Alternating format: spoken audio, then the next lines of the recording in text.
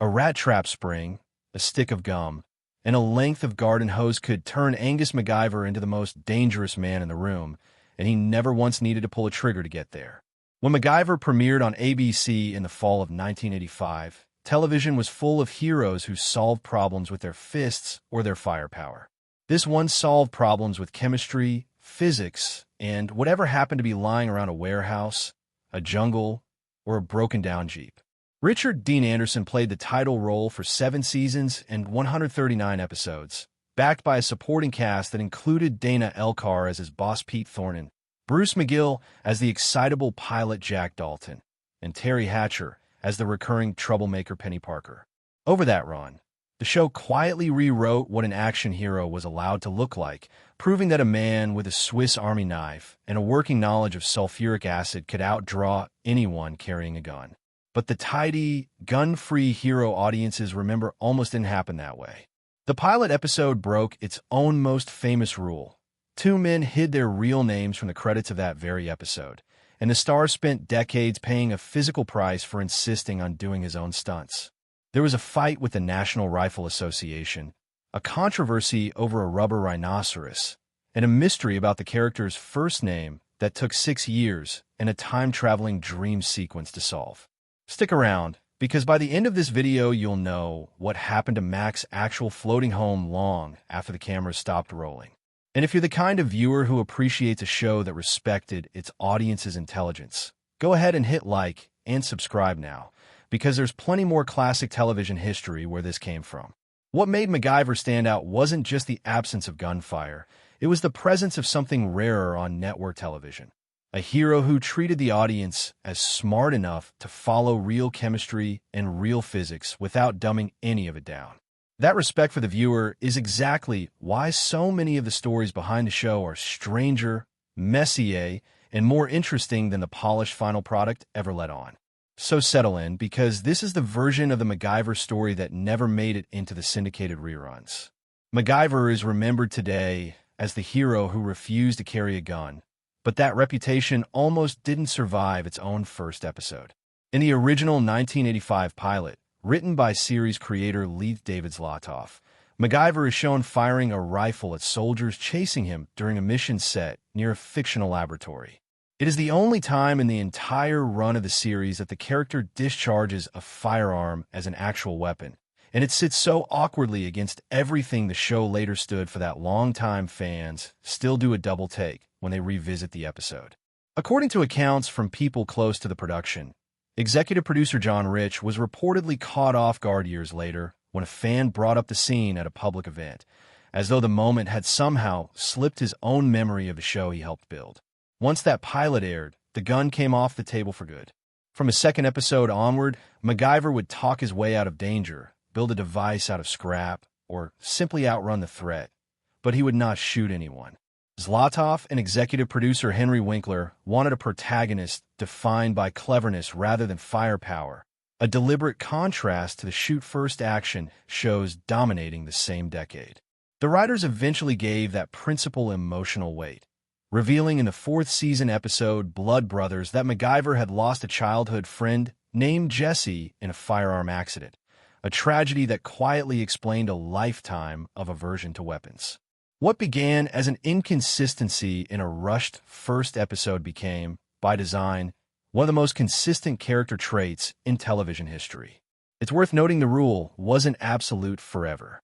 Decades after the original series ended, one of the reunion television movies featured a rare moment where Mac is handed a weapon during a physical confrontation, and rather than turning it on his attacker, he fires it harmlessly over the man's head before discarding it.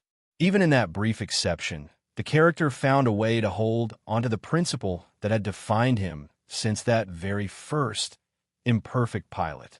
Richard Dean Anderson did not need to research what it felt like to survive on instinct and improvisation, because he had already lived a version of it. At 17, he set out with a group of friends on a bicycle trip covering more than 5,000 miles, starting from his home state of Minnesota and aiming for Alaska. One by one, his companions dropped out or turned back, but Anderson kept going, riding the final stretch of more than a month entirely alone before eventually looping back home. He returned to enough local attention that his hometown newspaper covered the trip. A teenager's private endurance test turned into a small piece of regional news. The jobs that followed were just as unusual as the journey. Before acting became his career, Anderson worked as a handler for marine animals at a well-known aquatic park, performed live for crowds in a medieval-themed dinner theater, and spent time working as both a street performer and a juggler. He has since described that stretch of his life as one of the happiest periods he can remember. Acting was never the original plan at all. Anderson had grown up hoping to play professional hockey, an ambition that ended abruptly after he broke both arms in separate incidents within a few weeks of each other during high school games.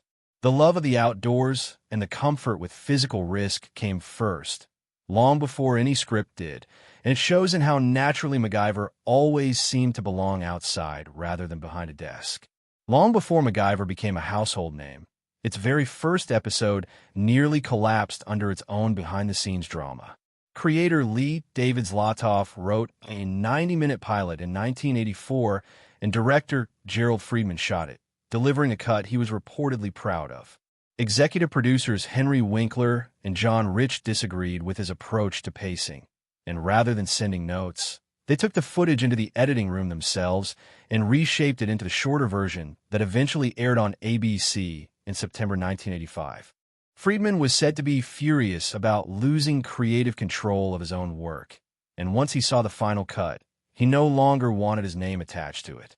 He requested permission from the Directors Guild to use a pseudonym, choosing the industry's standard fallback name for directors who no longer considered a project their own, a placeholder identity that had been used across film and television for decades whenever a director walked away from a finished cut. The writing credit changed as well. Instead of Zlotoff's own name appearing on screen, the aired pilot lists a different, invented name as the writer, a quiet acknowledgement that the script that reached audiences was not quite the one he had originally turned in. A show that would go on to run for 7 seasons opened its account, with 2 people declining to put their real names on the result. For 6 full seasons, MacGyver's first name was a mystery to villains, allies, and the viewing audience alike. Whenever a character got close to asking, Mac would simply say he disliked his given name and change the subject, a running gag that became one of the show's quiet signatures. Behind the scenes, the production actually landed on a first name twice and rejected it both times. An early script drafted the name as Stace, but the detail never made it to air.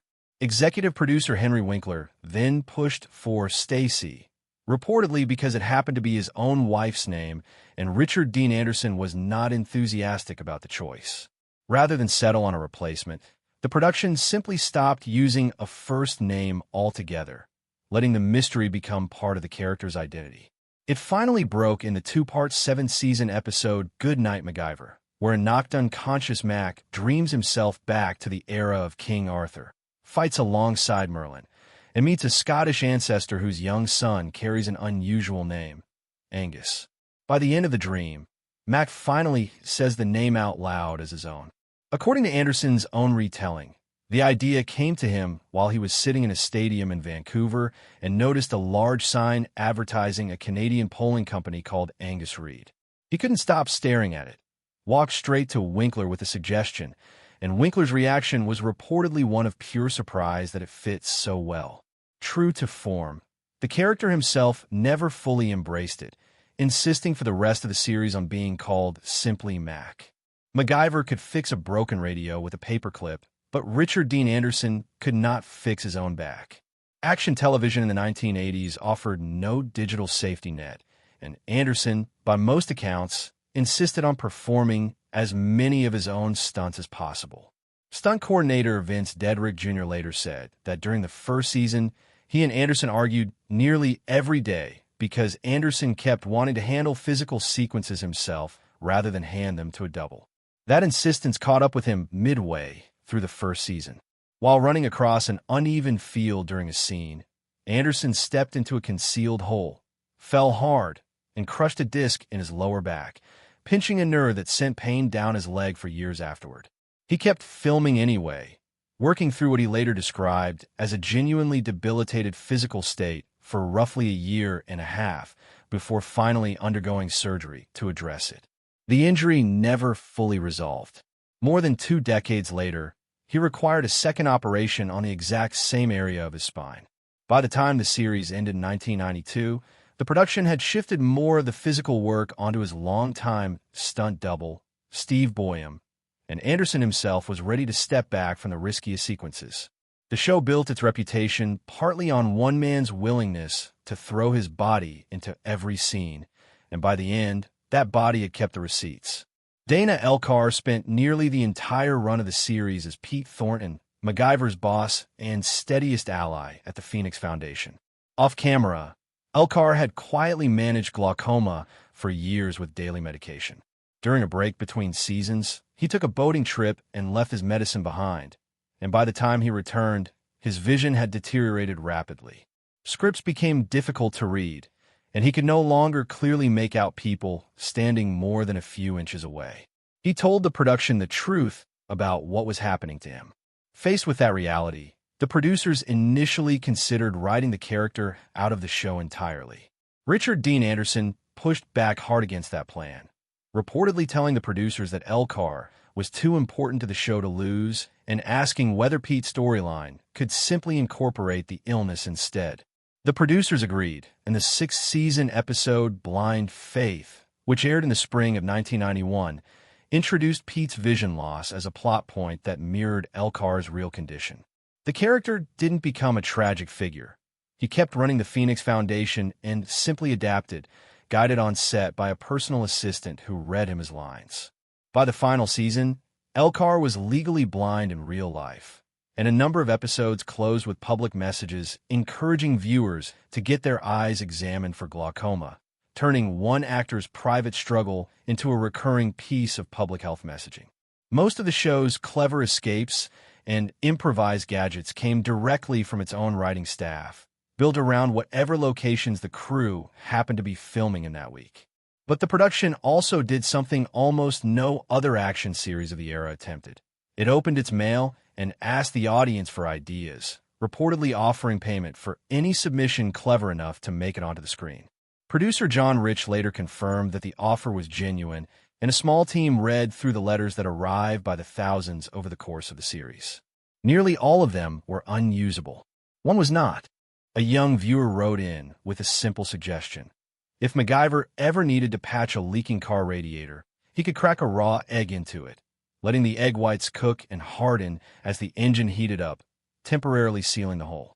The writers were curious enough to test the trick themselves before committing it to a script, and it worked well enough that it became a centerpiece of a 2nd-season episode in which Mac uses it to fix a failing Jeep during an escape through South America. Henry Winkler later called it one of his favorite tricks the show ever used, and years afterward, a well-known myth-testing television program tried the same fix and rated it a solid short-term repair.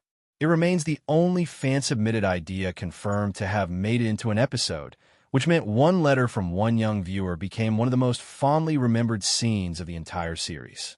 While other action heroes of the 1980s survived on muscle and firepower, MacGyver had actual working scientists quietly checking its homework before anything reached the screen. The show's lead science consultant was a gemstone researcher who spent his days studying minerals for a laboratory and was well respected in that field, while spending his evenings helping a fictional television character escape locked rooms with a stick of gum and a battery. He worked alongside other technical advisors who together verified the plausibility of nearly every major improvised device the character built. The process was straightforward. Writers would describe a predicament, something like a character trapped behind a locked door with only ordinary objects at hand, and the consultants would work out real chemistry and physics that could plausibly solve it using items a person might realistically be carrying. Not every solution translated perfectly to the screen. In the pilot episode, MacGyver plugs a dangerous acid leak using a couple of chocolate bars, and the underlying chemistry checks out, since sugar really does react with sulfuric acid to form a thick clogging paste. In reality, sealing a leak that size would likely require far more chocolate than a couple of bars, a gap Anderson himself reportedly joked about over the years. That blend of genuine scientific grounding and dramatic compression is exactly what separated the show from its contemporaries, and it's a large part of why engineers, chemistry teachers, and physics enthusiasts still point to MacGyver as the show that first got them interested in how the world actually works. The science behind MacGyver's tricks was genuine, but the production made sure it was never fully complete. Any device involving explosives, dangerous chemical reactions, or anything that could plausibly end with a real fire department showing up at someone's house had at least one key step or ingredient deliberately left out. On screen, the process looked whole and convincing. In reality, a curious viewer trying to replicate the build at home would find that it simply didn't work as shown. Richard Dean Anderson has described the underlying philosophy in blunt terms. Nobody wanted a kid blowing up a kitchen because they'd watched too closely. That balance, showing just enough to sell the drama, while withholding just enough to keep it harmless, was baked into the writing process from the earliest seasons. The appeal of the show always rested on the idea that MacGyver used everyday household items, which made the tricks feel achievable and exciting, but also meant some younger viewers paid closer attention than the producers might have liked. The concern was not merely theoretical. Long after the series ended, emergency rooms continued to treat injuries from homemade devices built from common household chemicals and plastic bottles, incidents that public health authorities eventually began referring to informally using the character's name. The show's creators anticipated that risk from the very first season and quietly built a safeguard into every dangerous trick they wrote. MacGyver spent 7 seasons facing down arms dealers, spies, and international criminals, but in 1989, it was nearly buried by a rhinoceros. In a 5th-season episode centered on the real-world crisis of rhino poaching in Africa, the production needed to depict a severely wounded animal on camera. To pull it off convincingly, the crew spent an estimated $40,000 building an enormous mechanical rhinoceros through a Los Angeles special effects company, a prop so large that it required a team of operators hidden inside its body to move it. The effect worked almost too well. When the episode aired in November 1989, ABC's phone lines reportedly filled with complaints from animal rights viewers convinced they had just watched a real rhinoceros injured or killed on camera. The irony was considerable. The production had poured real money and effort into raising awareness of a genuine conservation crisis, and the realism of their effects convinced people they had witnessed the very thing the episode was trying to condemn. Richard Dean Anderson closed the original broadcast with a public message warning that black rhinos could go extinct by the year 2000 if poaching continued unchecked. When the network reran the episode roughly a year later, it added an on-screen notice at the top of the hour clarifying that the animal and its injuries were not real, turning what might be one of the most conscientious anti-poaching stories ever produced for primetime television into unexpected proof of just how convincing the show's effects team had become. MacGyver could defuse a bomb, break out of a locked building, and outmaneuver an international criminal before lunch, but the writers could never seem to give him a lasting girlfriend, and not for lack of trying. In the show's 3rd season, they introduced a recurring character, a sharp Phoenix Foundation colleague who clashed with Mac professionally while a slow-burn romance was clearly being set up between them. The timing coincided with the massive popularity